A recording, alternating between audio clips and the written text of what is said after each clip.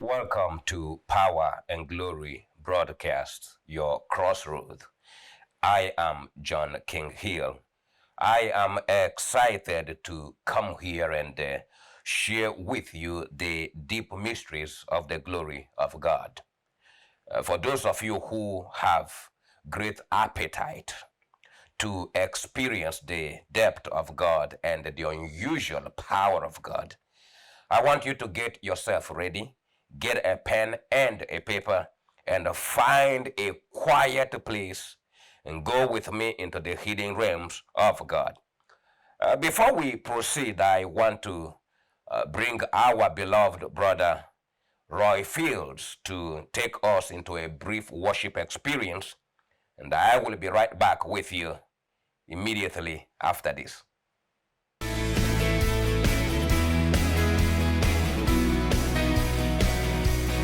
In my weakness, you are constant.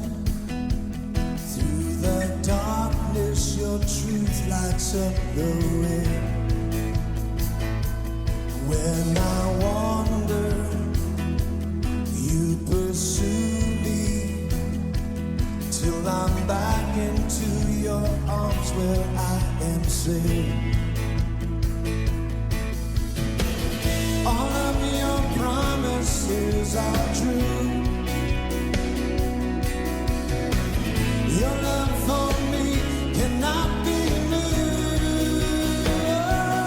You hold on and you never let go.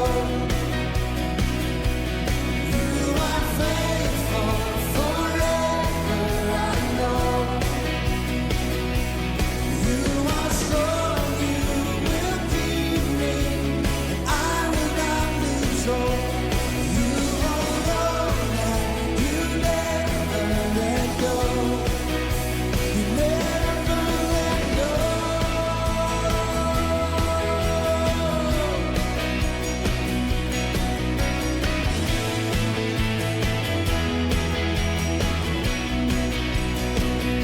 So I won't worry about tomorrow. I know every single day is in your hand. How many believe that? I'll go boldly where you lead me, for I know that you are perfect in your plan. All of your promises are true.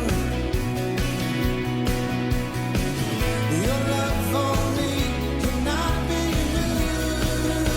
Yeah, you hold on and you never let go.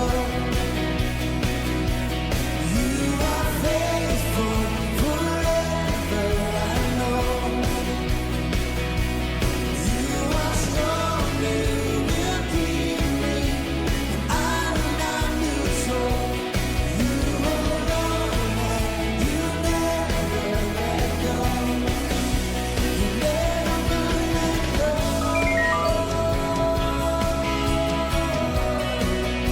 You never let go. You hold on and you never let go. You are faithful forever, I know. You hold on and you never let go. You are faithful forever, I know. You are strong, you will keep me, and I will not lose hope. You hold on and you never let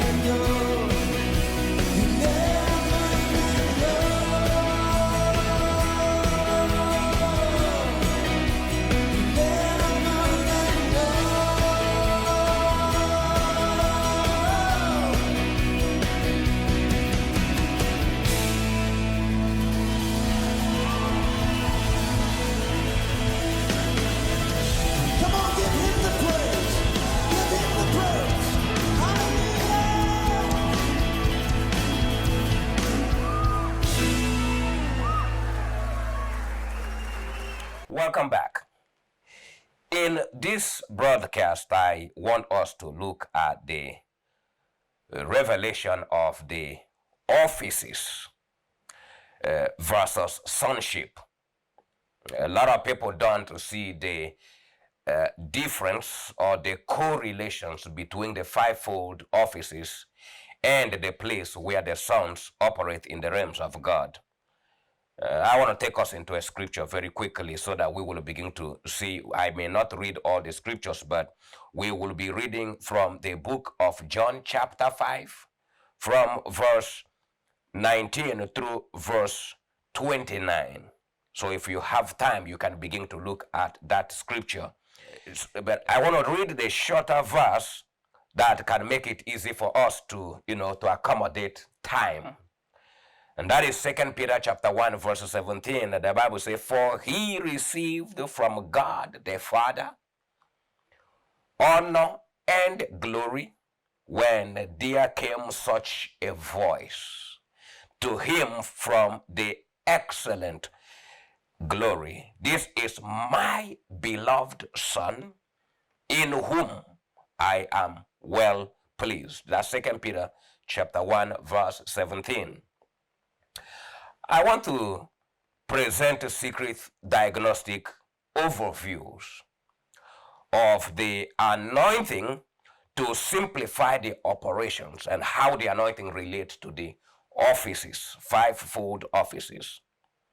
First, we have to look at the orders of the priesthoods and carefully examine the intricate details, which are what often confuses some people of God. As the outer court priest, Jesus Christ was the Lamb of God, sacrificed or offered openly for the sins of the people of this world. As the high priest, after the order of Aaron, he had to go beyond the holy place or sanctification process and the Holy of Holies, which was combining sanctification, the washing of the water by the word of God, with the consecration of the anointing of the Holy Spirit. Always you have to put these two together to make it work. The Bible says that God is holy. This is where you begin to see a demand for a real change in your life, because you are beginning to interact with the person of the Holy Spirit, and the Holy Spirit is the Spirit of the Lord God. That change is not something that you are going to do by yourself, but rather something that will happen through the outpouring processes. Jesus Christ was the Word made or become flesh. John chapter 1, verse 1. The priesthood after the order of Aaron was transferable to the lineage of Aaron, just as the members of the body of Jesus Christ, who represent his lineage, received him, the manifested word. Pay attention to what I am saying, because I am going to break it down and open it to a point where you will begin to see the connections, and then we will go into the realms of God to open up that dimension to show you where the sons of God operate from. And as Christ gave the body a new testament of his will, and prayed to the Father to send them the Holy Spirit of promise. Ephesians chapter 1, verse 13. Often we can look into the lives of the priest to judge from where they are operating, whether they are only gifted helps or truly anointed by the Lord God to operate in their respective ministerial offices. And so you can look at the book of Acts chapter 1, verse 8, 1 Corinthians chapter 12 from verse 1 through verse 10, Ephesians chapter 4 from verse 7 through verse 13.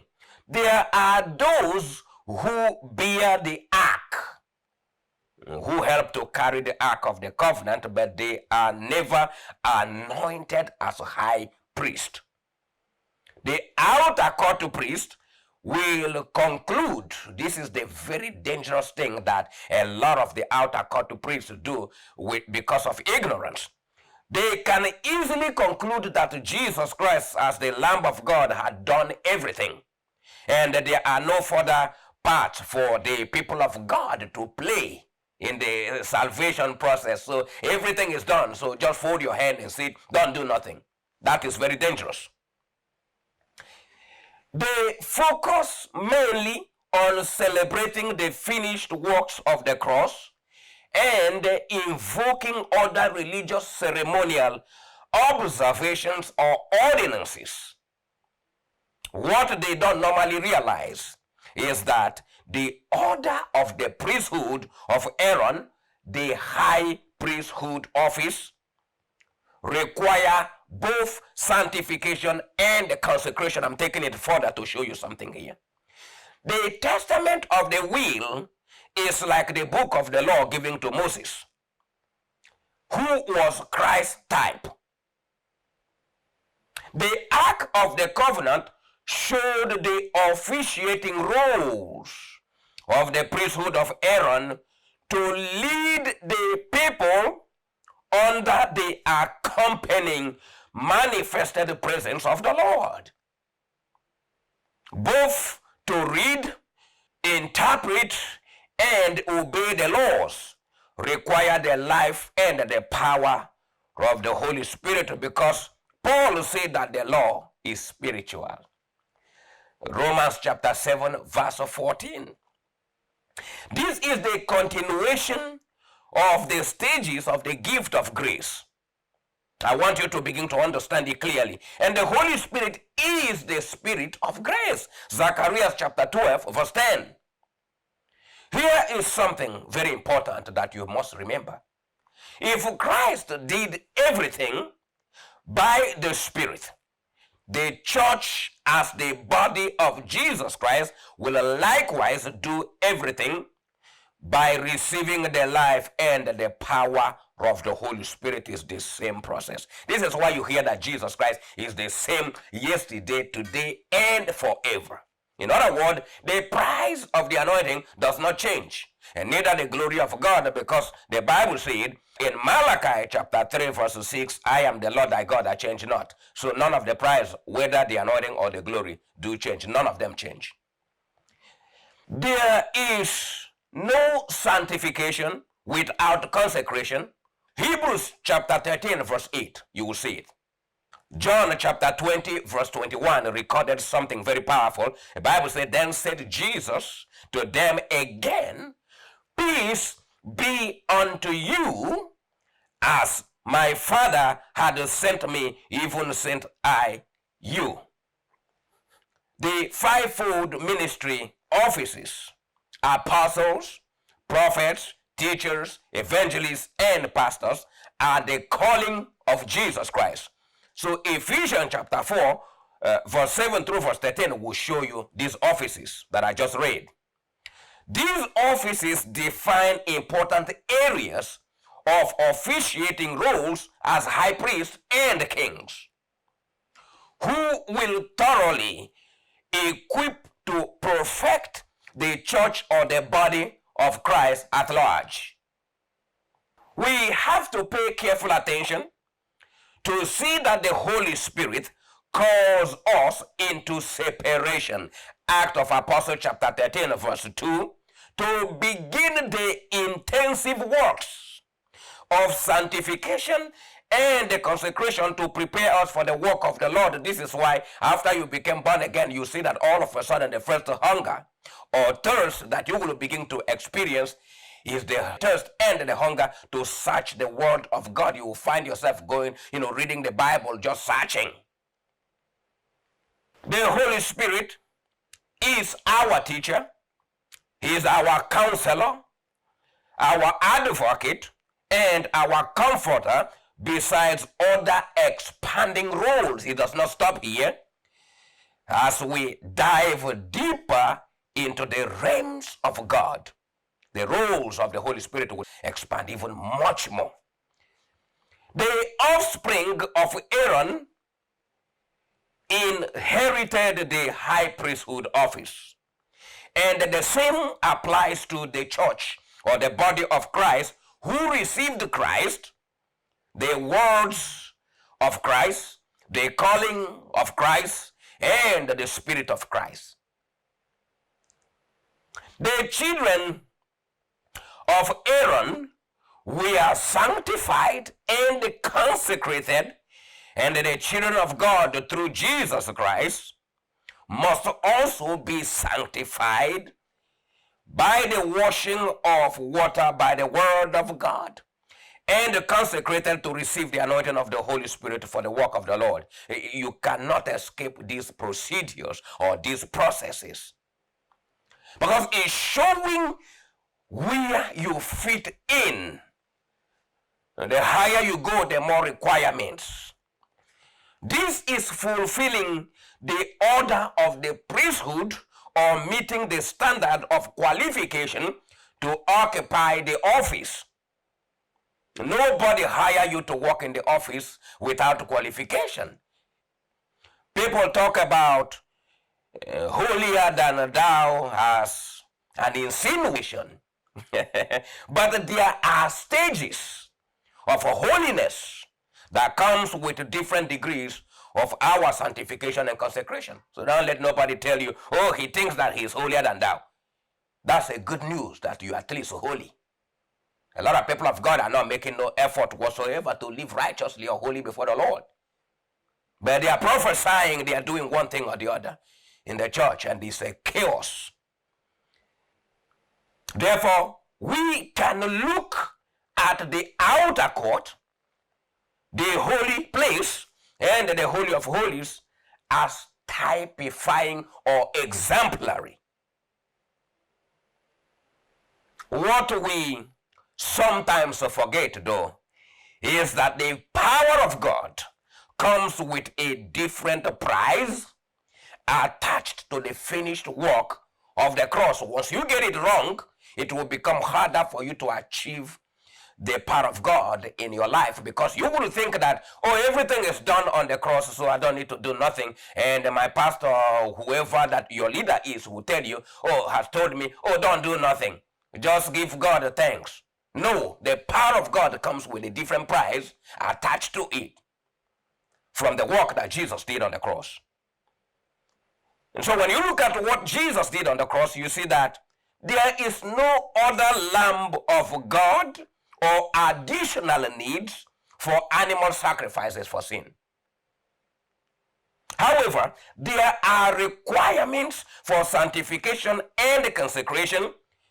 We must not only know the words, but also do the words, which brings us to having real contact or proximity with the Holy Spirit. I want you to look at the book of Luke, chapter 24, verse 49, the book of Acts of Apostles, chapter 1, verse 4, verse 5, verse 8. And look at Acts chapter 10, verse 38. The Holy Spirit is the Spirit of life. Romans chapter 8, verse 2. And without his life, we cannot do the will of God for our lives. You can look at John chapter 14, verse 15. You cannot keep the commandments of the Lord without the power of God, without the life and the power of God. It's not possible. Israel never did that. They tried, and all that they could do is add more laws and trying to beat the system, thinking that they are beating God. You cannot. I want us to look at the third order of the priesthood. That's where I'm going. That's the priest of the Son, which is the great high priesthood office. And that great high priesthood office is after the order of Melchizedek.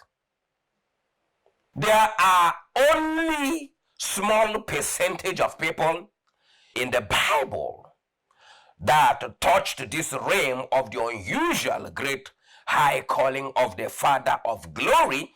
And I'm going to just name a few for you, like Adam, Enoch, Moses, Elijah, and of course Jesus Christ, the second Adam and the Son of the living God. There may be other people here and there throughout all the generations that have come to this place of the sonship. In other words, they penetrated the spirit dimensions of the realm of God and they walked in the great power of the Lord God Almighty. It's a different sacrifice required here. So there might be more clouds of witnesses or living testimonies throughout different generations. The Father calls his sons into his kingdom. Never, ever, ever mistake the kingdom of God with the kingdom of heaven. They are two separate kingdoms. Kingdom of God, Christ is the head and the church is represent that kingdom in the earth realm. But the kingdom of heaven is where the Father himself rules supreme with all authority and power, and his kingdom does not change hands. Hallelujah. The Father calls his sons into his kingdom to establish them according to his divine purpose and destiny beyond what Christ had called the fivefold ministerial offices to do in his earthly kingdom, which is represented by the church or the body of Christ. In Matthew chapter 6, verse 9 through verse 10a, Jesus said, "After this manner, therefore pray ye, our Father which art in heaven, hallowed be thy name, thy kingdom come." When you look at Matthew 6 verse 13, you see the conclusion there. "For thine is the kingdom and the power and the glory forever. Amen." This is the separation of the anointing and the glory. The anointing is used to prepare the body of Christ or the body of Jesus Christ until glorified as sons of God. It is going from born again and being changed to new creation. That's where you begin to experience translation and ascension and transfiguration. All these are the hallmarks of the behavioral activities of the glory of God when the glory realms open, which is different from the way that the anointing works, because the anointing is the manifested presence of God. It's the Holy Spirit rubbing on you because the Holy Spirit is living in you. In the glory realm, you are carried into the realms of God, and your life disappears into his life. Now, I want us to step into another sphere of the relationships of sons versus the calling into the different ministerial offices for the sakes of the body of Christ. The Bible says something here in Romans chapter 8, verse 28 through verse 30, and we know that all things work together for good to them that love God, to them who are the called according to his purpose. Bear this in mind, that purpose is only revealed in the glory realm. With the anointing, you are giving the written will of God. Okay, so you don't mistake it. Only the glory can open you to the purpose of God. For whom he did foreknow, he also did predestinate to be conformed to the image of his Son, that's Jesus Christ, that he might be the firstborn among many brethren. Moreover, hear this part very clearly, whom he did predestinate. We're talking about destiny, because from the word destination, that's where you get the word destiny. And when you are going to deal with the purpose of God, that purpose will only come forth when you get to the destination. Moreover, whom he did predestinate, them he also called, and whom he called, watch this, them he also justified, and whom he justified, them he also glorified. But before you see how we have to be conformed after the likeness of Jesus Christ, that's the work of the anointing, but the glory will bring us to the place where you enter the likeness of the Father himself, because God is a spirit. And they that worship him must worship him in spirit and in truth. I'm going to move forward now. Hebrews chapter 1 verse 2. The Bible says, had in these last days spoken unto us by his Son, whom he had appointed heir of all things, by whom also he made the worlds. That is powerful. There are people who do similar works to what others are doing. Sometimes it is also because of the gifts, impartation. In some other cases, it is because of researches. People sifting through their materials to use them for their own events. I use the word gift and impartation there. Remember that the gift of the Holy Spirit is given to all, which means a whole lot of people of God have the same gift, working the same way. So a whole lot of them can do the same thing. The same thing applies to working with the impartation of the anointing. You are mimicking the behavioral pattern of the individual that you receive that impartation from. But when the true anointing of the Holy Spirit comes, it will make you a different man. That's how the anointing of God in your life is unique and authentic. That is a distinction, not a clone. You don't become a clone. If your spiritual father or spiritual mother is wearing a tight pant, you go and buy a tight pant. I think I may have to do part 2 of this teaching here to help us understand more. So I want to stop right here for the sake of time. You can request for the full copy of this broadcast video by contacting Boneng Network or visiting us online at www.johnkinghillministries.com. I hope your life has been revolutionized and greatly impacted by watching this revelatory broadcast. I will be back with you for more on the glory of the Lord God. Until next time, God bless you.